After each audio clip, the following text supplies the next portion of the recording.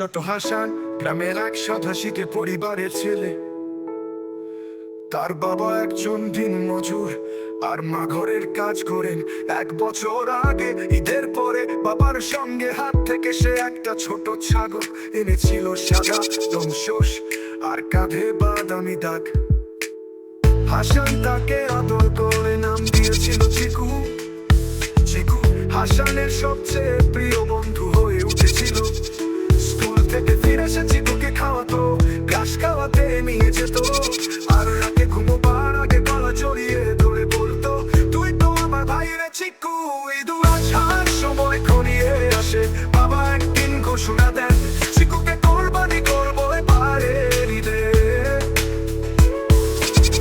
হাসান কিছুক্ষণ চুপ থাকে, চোখ ভিজে আসে, আব্বু চিকু তো আমার বন্ধু। বাবা মাথা হাত বলিয়ে বলেন, বাবা ত্যাগের মধ্যেই আছে আসল ভালোবাসা। আল্লাহ আমাদের পরীক্ষা নেন, আমরা কতটা তাকে বিশ্বাস করি। ঠিক যেমন হযরত ইব্রাহিম তার প্রিয় সন্তানকে কোরবানি করতে রাজি হয়েছিলেন। ঈদের দিন ভোরে হাসান চিকুকে জড়িয়ে ধরে কান্না করছিল।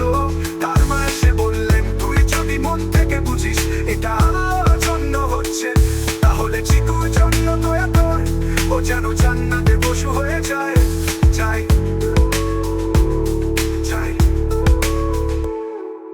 হাসান চোখ মুছে বলল, আমি আল্লাহকে ভালোবাসি।